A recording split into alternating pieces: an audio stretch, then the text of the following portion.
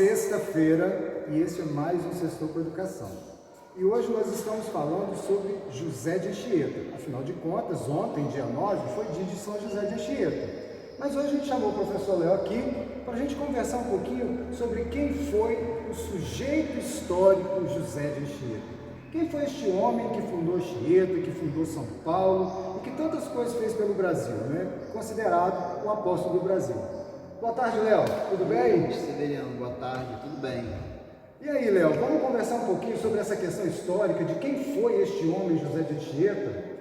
Sim. Então, Severiano, José de Anchieta foi um homem do século XVI, né, um religioso. Ele viveu num contexto em que a Igreja Católica estava começando a ser contestada na Europa, surgiram inclusive as igrejas, a Reforma Protestante acontece nessa época, e a Igreja Católica reage à Reforma Protestante, revendo alguns dos seus preceitos. Uma das ideias foi espalhar o cristianismo pelos continentes que estavam sendo descobertos naquele período das grandes navegações. Então, o José de Anchieta, ele nasce na Espanha, nasce na ilha de Tenerife, muda-se para Coimbra, ainda adolescente, e ele vem para o Brasil muito jovem. Então ele veio para o Brasil dentro desse contexto de tentar trazer o cristianismo aqui para a América. E o mais legal, né, Léo, porque ele é um jesuíta, né? A Companhia de Jesus era como se fosse os soldados de Cristo naquele momento, né? Então eles vieram para uma terra onde eles não conheciam nada, não sabiam o que poderiam encontrar aqui, mas com uma missão, né, de catequizar, de espalhar o cristianismo. Mas José de Anchieta, mais do que um religioso, ele também se tornou uma grande autoridade, né? Uma autoridade política dentro do Espírito Santo, dentro do Brasil, né? E como que a gente pode enxergar esse José de Anchieta político aqui em Anchieta? Então, esse José de Anchieta, ao chegar ao Brasil, em pouco tempo ele começa a visitar uma série de lugares no Brasil. E depois ele adquire o cargo de provincial da Companhia de Jesus no Brasil, ou seja, ele passa a ser a principal figura da Companhia de Jesus no Brasil. Aí ele vai visitar vários lugares, então a vida dele era Olinda, Santos, São Paulo, Espírito Santo, né, de Colégio de Vitória, vem aqui em Anchieta e conhece Anchieta mais ou menos em 1587 em 1569, ele se encanta com a cidade, com a aldeia, e ele resolve, depois, quando ele já está cansado, ele resolve pedir à Companhia de Jesus para deixar o cargo de provincial e viver os últimos anos de sua vida aqui em Anchieta. Então foi uma escolha em Heritiba.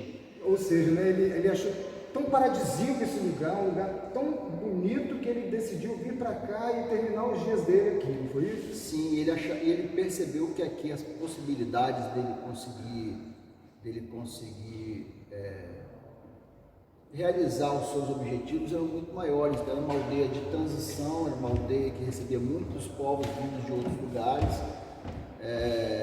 Era um local, o Espírito Santo foi para a Companhia de Jesus um local importantíssimo, né, no projeto colonizador português, e muito curioso em dizer que a importância disso para o Espírito Santo, das 5 cidades mais antigas do Espírito Santo, 3 foram aldeias jesuíticas, que é Guarapari, Reis Magos, que é na Serra, né, e Heritiba, que é Anchieta. Então olha a importância desse legado jesuíta para a nossa história. Vamos lembrar também que na nossa bandeira está escrito Trabalho e Confia, que é uma abreviação de uma frase jesuíta. O prédio político mais importante do Espírito Santo, que é o Palácio Anchieta, onde trabalha o governador, o nome é Palácio Anchieta. Então, quer dizer, a importância, a cidade de São Paulo foi fundada por Anchieta. E aí nas pesquisas a gente vai descobrindo coisas, Severiano, que vão dando para a gente o tamanho desse personagem histórico. Que aí a gente precisa ter muito, inclusive, sapiência para você conseguir analisar além da questão religiosa. Separar bem, Separar bem. Porque olha só, eu fazendo uma pesquisa sobre ele, fui entrando no site da Confederação Nacional dos Farmacêuticos. Anchieta é o pai da farmácia, dos fármacos do Brasil. Quer dizer, olha, então além de tudo que a gente já sabe do literato, essa coisa eu não sabia, mas de essa da farmácia. Do pai da farmácia. O pai da farmácia. Então, quer dizer, a gente até ele como literato, autor, escritor, sim, né? Poeta, primeira gramática, né? Primeira gramática escrita em Tupi-Guarani. Então, quer dizer, ele funda ele pega a língua que os indígenas usavam, transcreve essa língua com um linguajar quase que quase se espalha pelo país todo. Ou seja, ele também era um linguista, né? Sim, então um linguista, farmacêutico, poeta, dramaturgo, né? Quer dizer, olha, então eu sou um personagem múltiplo. E professor, né? Porque quando a gente fala, mesmo ao tempo que ele está catequizando, né, a catequização era um ato de ensinar alguma coisa, Sim. mesmo que a gente discorde em certos pontos desse contexto, mas também era um professor, né? Ele ensinava, ele ensinava aos índios, a quem quer que seja, né? E esse discordar, eu acho assim, a gente precisa muito, quando a gente pensar a história, a gente precisa conseguir pensar com a cabeça daquele tempo, senão a gente comete um anacronismo, né? Então, por exemplo, quando você está num bar, que uma pessoa passa por você e te dá um convite para uma igreja, por exemplo, ele não te dá um convite porque ele quer te prejudicar. Você pode até discordar dele e falar assim, não, eu não preciso ir na igreja, mas ele te entregou com um propósito. Então, a missão dele. A missão dele. Então, quando o José de Anchieta vem para cá, ele e todos os outros, quer dizer, largam Portugal, com o mundo que eles conheciam, vem para um mundo totalmente diferente, né? Um mundo que você tinha relatos só mágicos, relatos então de um lugar cheio de monstros, que a definição é muito essa. Os mares, né? Então ele vem para cá, enfrenta tudo isso. Anchieta, por exemplo, sobreviveu a um naufrágio. Então, quer dizer, a pessoa enfrenta tudo isso com um objetivo. Qual é o objetivo? Evangelizar os indígenas. Ah, mas ele tinha a cultura dele, mas essa é uma discussão que a gente faz hoje, no século XXI. Com a cabeça de hoje. Exato. Né? Então, quer dizer, fazer esse julgamento de um homem do século XVI com a cabeça do século XXI, a gente corre esse risco. É muito complicado. Mas, Léo, e quando você fala que ele enfrenta, eu acho que também ele enfrentou o desconhecido, enfrentar os indígenas, porque apesar, né, da gente perceber, os indígenas naquela época eram selvagens mesmo, eles não tinham o que nós, com a cabeça do século XXI, vamos dizer, eram civilizados, eles não eram, eles tinham a civilização deles, o momento deles. Imagina, você encontra uma pessoa que você nunca viu e ali você se sente ameaçado. Então ele enfrentou tudo isso para poder conseguir cumprir a missão dele, né? Sim, quer dizer, é uma ameaça constante, né?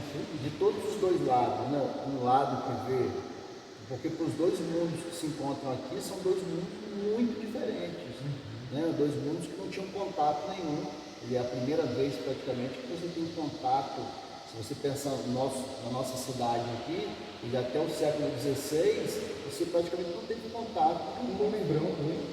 Então você tem toda essa novidade ali. Né? Exatamente. Léo, a gente estava conversando aqui antes de começar sobre a arquitetura, né, da igreja, das igrejas jesuíticas, que se a gente parar para ver, né, a igreja de Guarapari, a igreja de Itapemirim, a igreja de Anchieta de Conde, que são igrejas jesuíticas, elas têm basicamente a mesma arquitetura, né, e a mesma construção. Hoje nós estamos aqui, né, no Santuário de Anchieta, dentro da Matriz Nossa Senhora da Assunção, e aí eu te pergunto, Anchieta também era um arquiteto, ele também desenhava essas construções, ou isso veio da Companhia de Jesus e ele só fez tudo? Porque eu sei que essa igreja aqui foi fundada por ele, não é isso? Sim.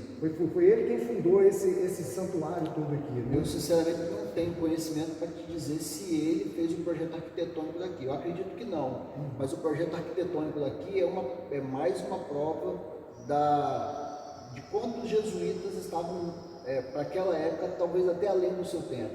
A professora Maria José, professora portuguesa, Maria José da Cunha, quando a gente esteve aqui, ela estava me explicando, por exemplo, a questão da posição que a igreja foi feita. Então, a igreja foi feita de frente para o Cruzeiro do Sul, numa determinada época do ano, para você aproveitar determinados ventos. Então, quer dizer, hoje a gente tem espaços públicos que a gente morre de calor e tudo mais.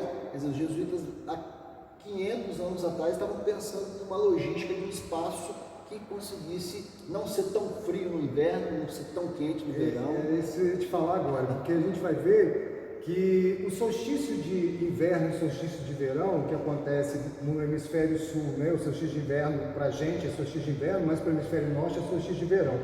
Ou seja, é nesse momento que o Cruzeiro do Sul se alinha exatamente com a porta da igreja aqui, né? Então a gente tem um pouco mais quente agora nessa parte. Quando chega em janeiro para frente, que aqui normalmente esquenta muito, você recebe todo o vento sul aqui, né? Então isso é algo muito importante, né? Então, Léo, dentro de todo esse contexto, né, do contexto, porque aqui não tem como também se separar a religião da história, né? Nesse contexto de falar de Anchieta, a gente tem que falar também de um Anchieta religioso, né? Afinal de contas, a gente vai convidar vocês a vir aqui conhecer o santuário, porque isso aqui é história, mas acima de ser história é religiosidade. A gente tem que promover esse turismo religioso. Nós estamos dentro de um santuário nacional, né? E José de Anchieta é o apóstolo do Brasil, né?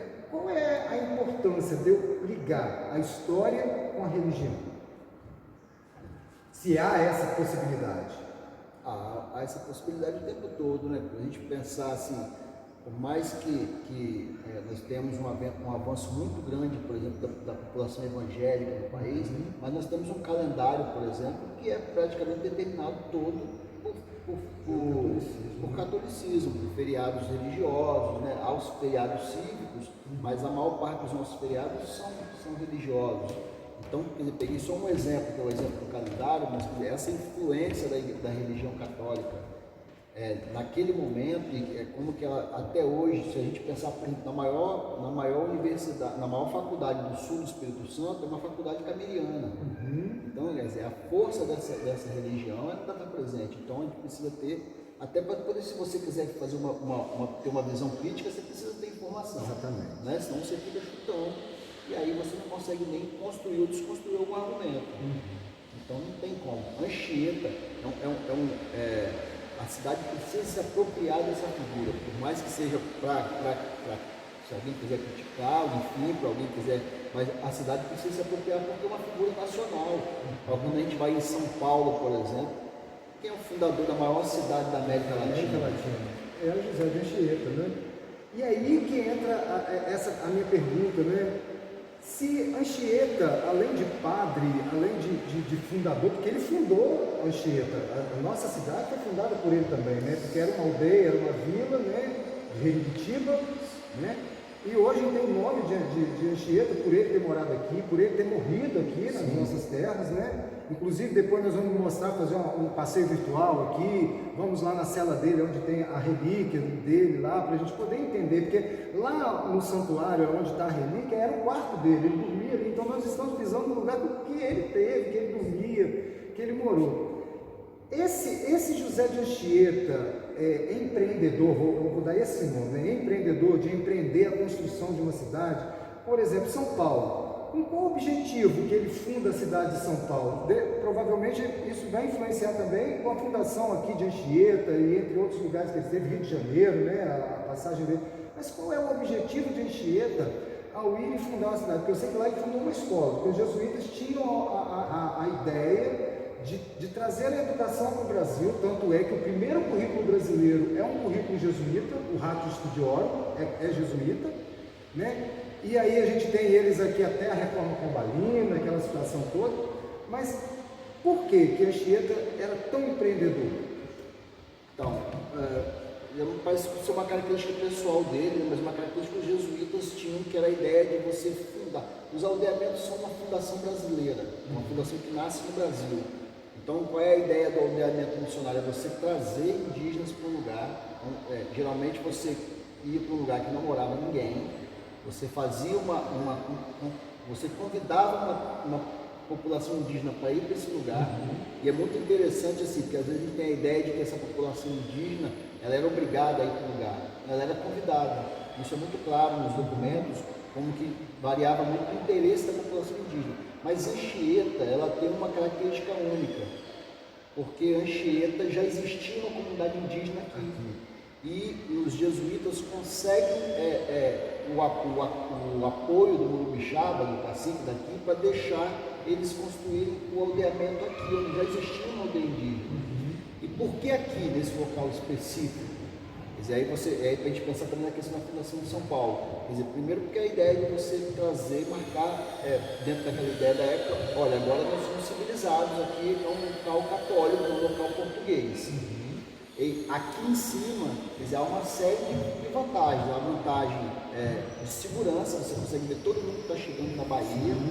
E há a ideia de que, olha, em qualquer lugar eles vão conseguir ver a igreja lá em cima da colina. Então, quer dizer, que é uma outra ideia aí. Aí você está falando Ponto de localização. ponto de localização. Você está falando sobre a questão do espaço. O espaço aqui foi modificado com o tempo, não a igreja, mas o espaço do anexo, né, mas era um formato idêntico ao do Palácio Anchieta, onde você tinha escolas, você tinha escola de música, escola de latim, você tinha botica, né, que era a farmácia, você tinha cozinha, aí a questão faz fármacos, né? Sim. Um boticário, né? Exato. Então, os jesuítas eram assim, por isso que depois houve um momento até que Portugal resolve expulsar os jesuítas, porque eles começam a crescer tanto, eles tinham um poder tão grande de persuasão, de organização, que eles começam a virar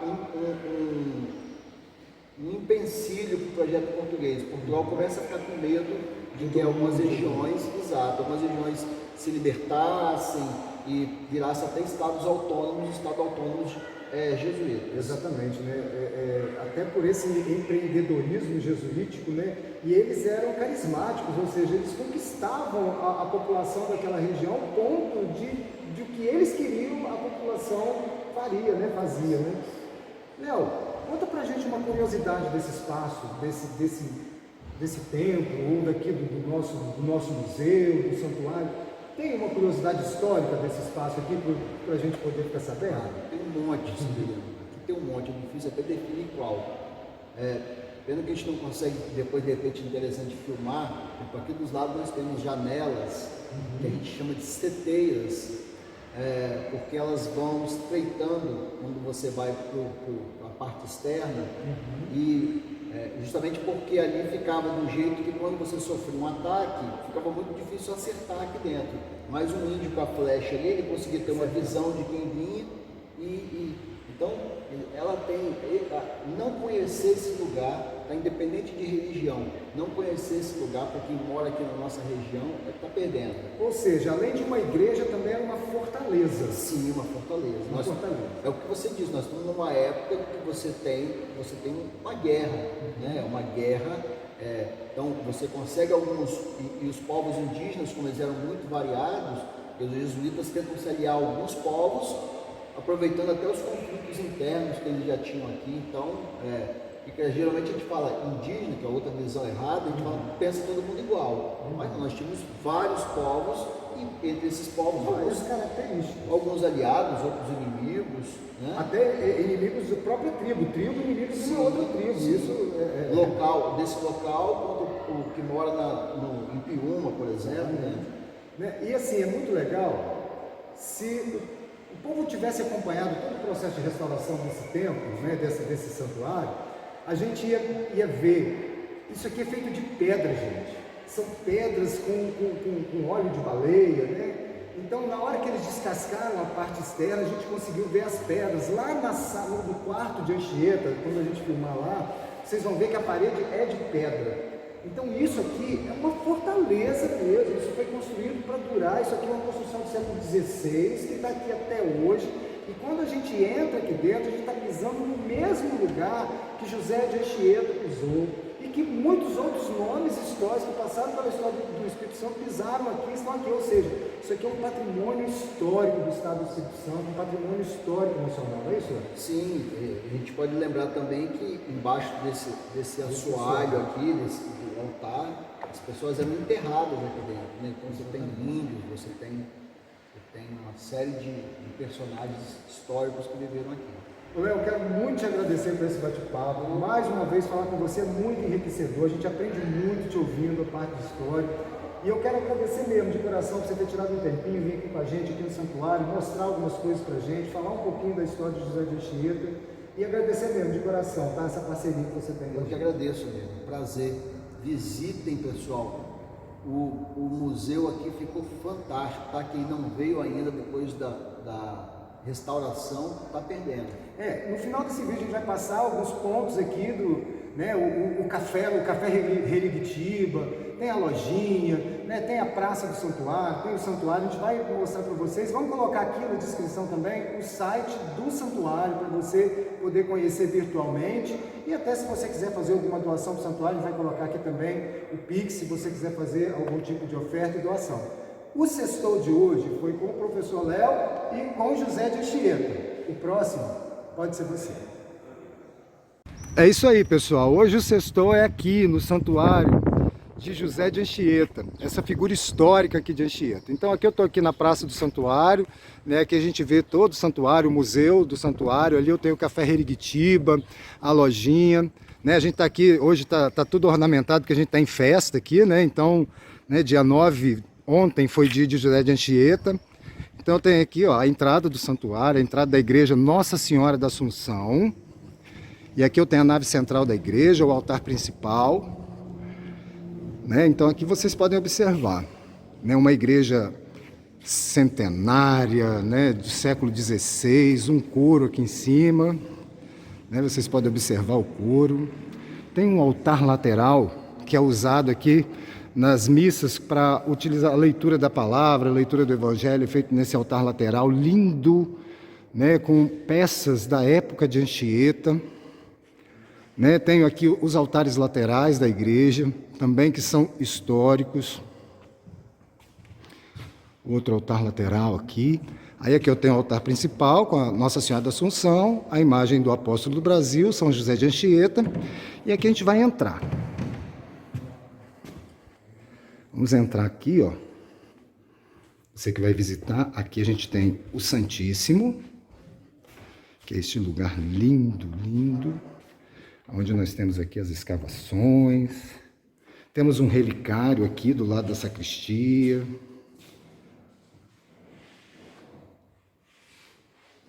E aqui a gente subindo essa escada, nós vamos lá para o quarto de José de Anchieta, ou a cela de São José de Anchieta.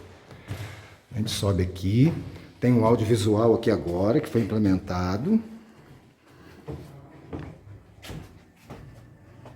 E aqui eu tenho a cela de São José de Anchieta. Aqui a relíquia de José de Anchieta. Né? Tem uma janela. Quantas vezes ele sentou nessa janela? Né? E é isso. Convidamos vocês a vir conhecer o Santuário Nacional de São José de Anchieta. Né? Um lugar muito bonito, uma paz fantástica nesse lugar. Vale a pena você vir conhecer. Tá? Fique conosco e sexta-feira que vem a gente está de volta.